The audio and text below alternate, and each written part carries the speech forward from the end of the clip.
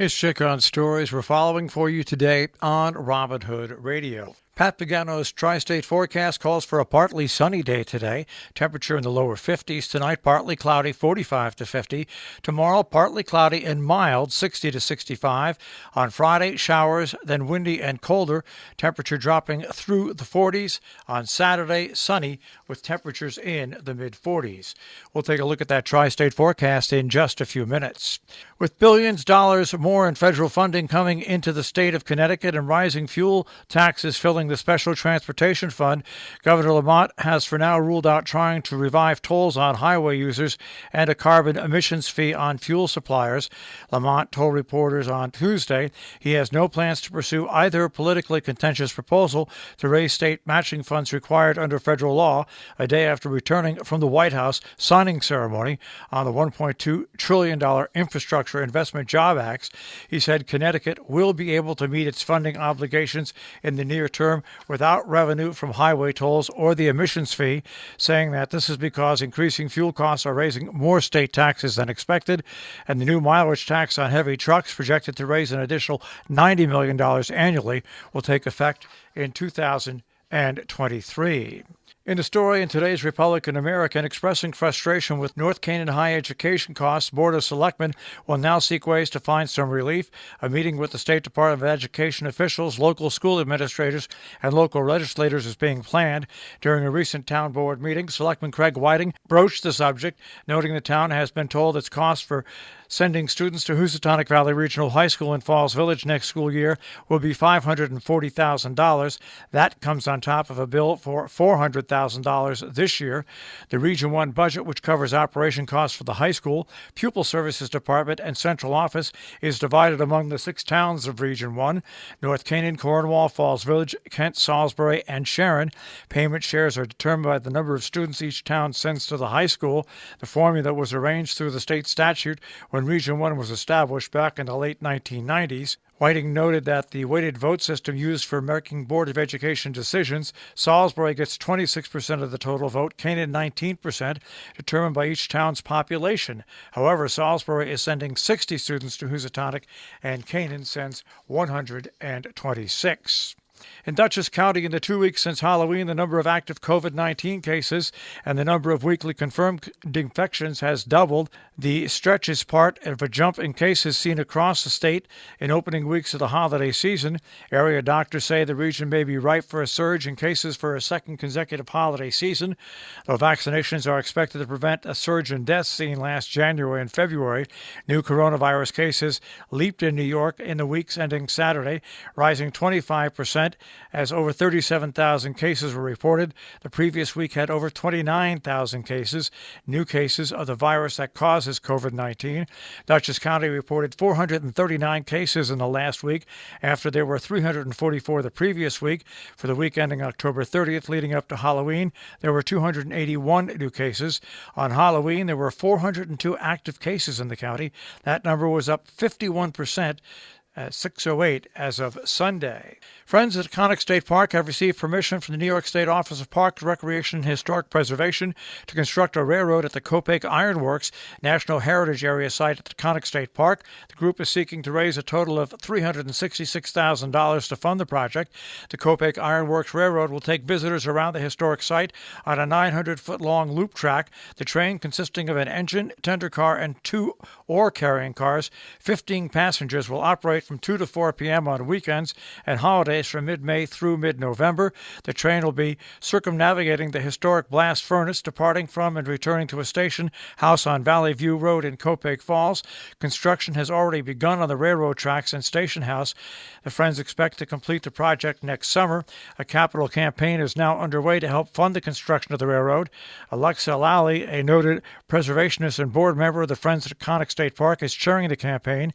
$174,000 of the $366,000 has already been raised. All donors to the campaign will be acknowledged on the railroad station house. In a press release, Jim Mackin, president of Friends at Taconic State Park, said, quote, "We are extremely proud of our work preserving this important history of the Copake Iron Works, and it's thrilling to see construction begin on the Copake Iron Works Railroad," end quote. Meetings in our area tonight. In Cornwall, the Board of Education meeting is via Zoom. Regional Middle School Athletics and Activity Committee meeting at 6:30. That is a Zoom conference call. In Kent, the Board of Finance regular meeting at 6 p.m. Village of Millerton, the Planning Board meeting at 7 p.m. The Planning Board meeting in Sheffield is at 7 p.m. It is a virtual Zoom meeting. The Dovertown Board has a special meeting as well. On Thursday in Salisbury at 10 o'clock, the Pope Land Design Committee, 4 o'clock Salisbury Economic Development Committee, and 5:30 Salisbury Affordable Housing Commission. That is a special meeting. Sharon Hospital has the second of their roundtable discussions on the New Vance proposal to transform the hospital. That'll be held Thursday, 4 to 5:30 at the Interlaken. Once again, you must register in advance. COVID protocols will be applied. 845-554-1734. In Millerton, public information meeting, greenhouse gas emissions. That'll be Thursday at 5:30 via Zoom. For the link, contact Village Hall. Town of Ancram has a public hearing on Thursday at 6:45. Final budget public hearing at 7 o'clock. Local law number 3. Local Type 1 list public hearing at 7:15, the Town Board meeting. Town of Northeast Zoning Board of Appeals has a meeting coming up. That is on Thursday at 7:30, the continuation of a public hearing at 8, the continuation of another public hearing, and at 8:30, a public hearing will be held on the application of Elizabeth Roberts representing Wolfram Hatchet Bates, LLC. In Sheffield, the Housing Commission will meet on a Thursday at 6 p.m. Eastern Time. In Cornwall, coming up on Thursday at 7 o'clock, the Board of Finance Zoom meeting. Falls Village has a P&Z regular meeting on Thursday at 7 p.m. In North Canaan, they have at 7 o'clock on Thursday the Inland Wetlands and Conservation Committee. TGIF Super Supper is on Friday, November 19th. Not just soup, there's a free supper that includes bread, fruit, cheese, dessert, and hearty tea. It's a monthly takeaway available to all while supplies last. Pick up at the Salisbury Congregational Church Library Street side door, 3:30 to 5:30. Reserve yours and your families by calling 860-337-2470. Coming up on Friday, in Cornwall, the annual town meeting via Zoom at 7 p.m. Ancram Opera House concludes their fall season with Real People, Real Stories, Taconic Hills.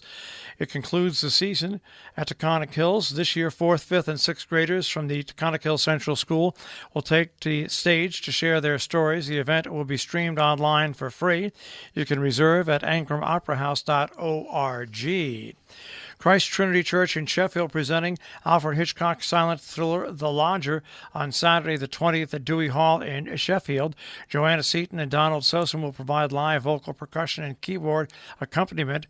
The duo based in Lakeville has performed all over the U.S. and Europe for over 25 years.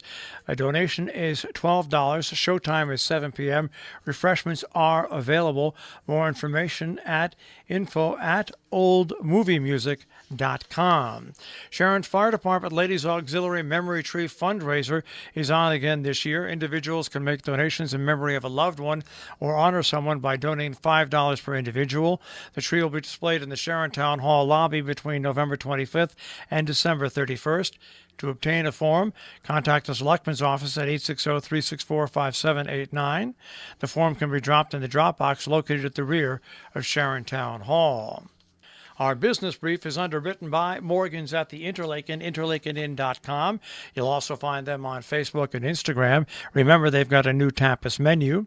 Also by Salisbury Bank, salisburybank.com. The Dow Jones Industrial Average starts off today at 36,142.22, the Nasdaq at 15,973.86, and the S&P 500 at 4,700.90. We'll take a look at that tri-state forecast. That'll come your way in just a few moments.